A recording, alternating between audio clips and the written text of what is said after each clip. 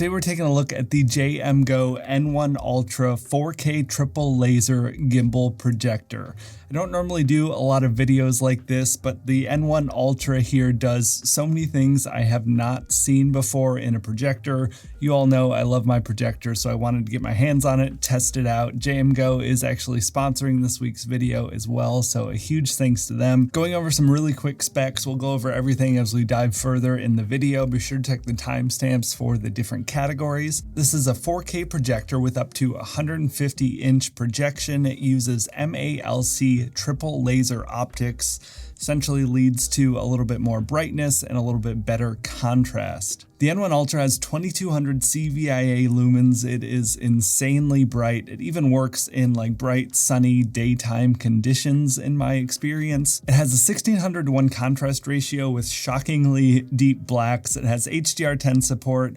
All of that is really great though, but what makes this thing special is the integrated gimbal design. I've never seen anything quite like this. It has the specs of a higher end home theater projector, but with the portability and flexibility and how you can use it like, a lower end, cheaper travel projector. The built-in stand operates as a gimbal. You have 135 degrees of vertical rotation and a full 360 degrees of horizontal rotation. So that means you can kind of set this up and throw it onto any surface, whether it's a higher end projector screen or the ceiling, or if you're out camping or doing an outdoor movie night. Just tons of really great flexibility. You don't need to worry about propping things up with books or boxes, trying to get the perfect angle and fumbling around with it.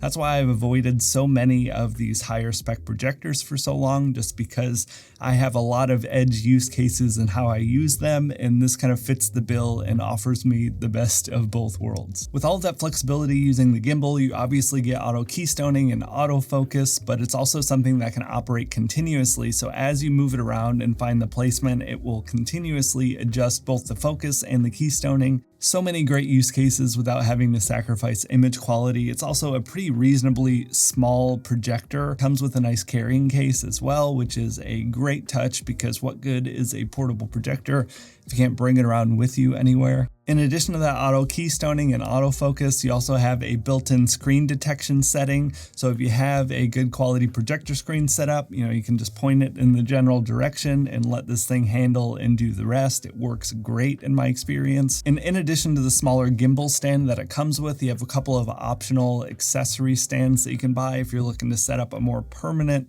home theater type of situation. They have a taller floor stand that I actually picked up to use with the projector. It's got a nice little cable hideaway.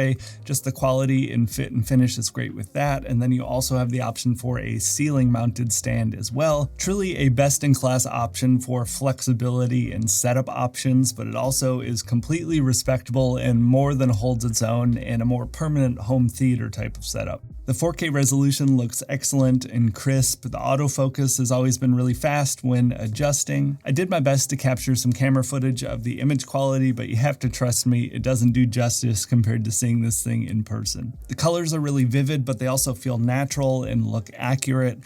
You have 10-bit color depth with 110% BT 2020 coverage with a delta E of less than 1. There's a pretty big range of customization and color profile options in the menus. I decided to stick with the standard profile as my favorite and preference.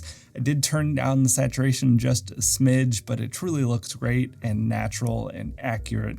I was really impressed with the overall color quality. The brightness and contrast though are unlike anything I have ever experienced. The 2200 CVIA lumens are legitimately so bright. Using it in darker scenarios, I never came close to needing that full 10 out of 10 brightness. And because of that, you have a very legitimate HDR10 experience. I know that term gets thrown around on a lot of displays that aren't really true HDR. This thing more than meets the spec. You can adjust the brightness manually, but there are sensors on the front here that will adjust and adapt the brightness for you depending on the environment. I found that works really well. They also include a smart eye protection sensor up here just to make sure you're not blinding yourself or your pets. It's a very nice touch, especially for someone that has a cat that likes to come around and sniff anything new on the floor. It can be turned off if you want as well, but I always like to have that as an extra safety precaution. In a real world scenario, all of that extra brightness essentially leads leads to some pretty incredible daytime performance from a projector. I got this set up in my living room. I have a pretty gigantic south-facing window right next to where I set it up. Even with all that light shining through, it was still a perfectly great experience to use during the day, and even better if you partially close your blinds or something. But if you absolutely don't want to do that and want this to be a full-on TV replacement for daytime viewing, it is surprisingly capable. The full-on bright daytime use was the biggest surprise and wow factor for me, but this thing really shines in medium to low light scenarios. That contrast was truly difficult for me to believe and comprehend. I've been comparing everything to my new OLED panel that I have set up at my desk, and this thing produces such dark blacks and such great contrast. It is unlike anything I've seen from a projector before. I also noticed the brightness levels were shockingly even into the tight corners of the screen. Tried to look up some info why it uses a quad layer diffuser system to achieve that. Not entirely sure of the science and tech behind that, but it works excellent. It's also worth noting with all of this, I don't have, a proper high-end projector screen to be testing it on. I have a budget screen that's more meant to be outdoors than indoors that I use this to set, as well as my ceiling projection, which is probably my most common use case for the projector so far. Looks really great with those. I can't even imagine with a higher end, better quality screen just how great this thing could get. It truly feels like something that could easily replace a high-end TV for your living room or home theater. Going over the user interface really quick, everything's been solid. It runs Android TV 11, that's been perfectly fine for me.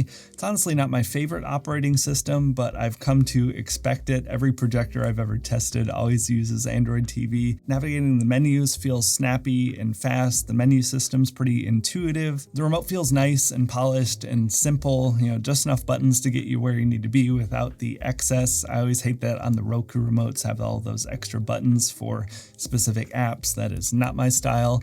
You do have Google Assistant built in as well with the Google Assistant button. Really nice if you want to do voice search so you're not trying to type out through search engines and things like that.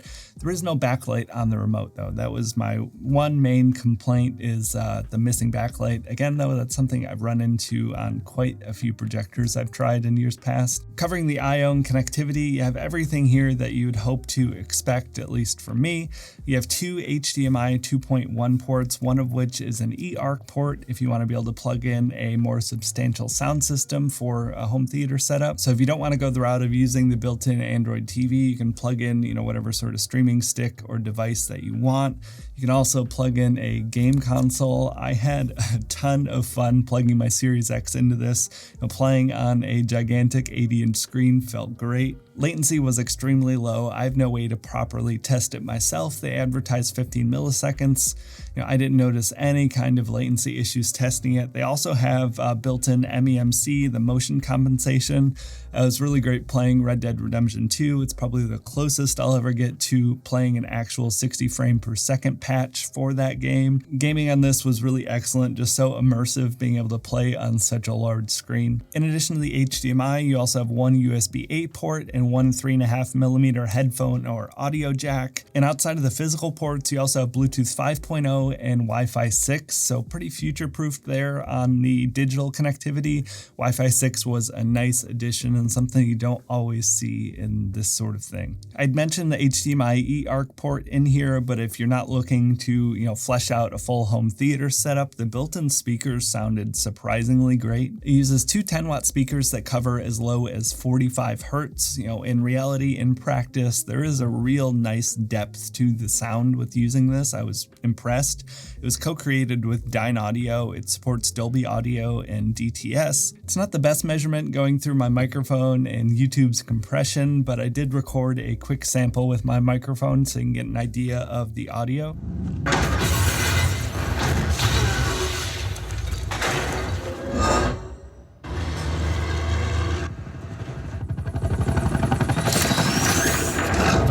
That's not good. Okay, that's not good.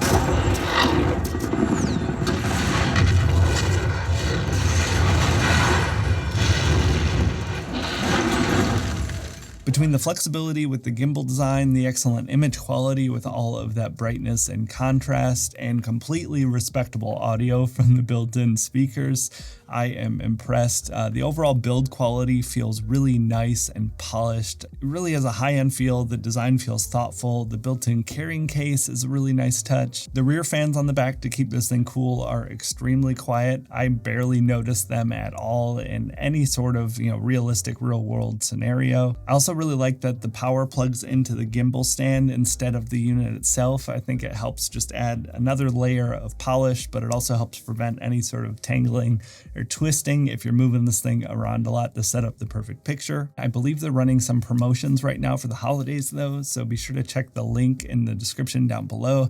Check out what sales might be happening right now.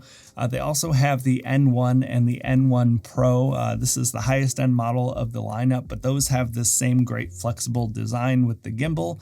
If you're okay with 1080p and just a little bit less brightness, which if you're using it at night or in any low or medium light scenarios, you could totally get away with, save a bit of cash if you want.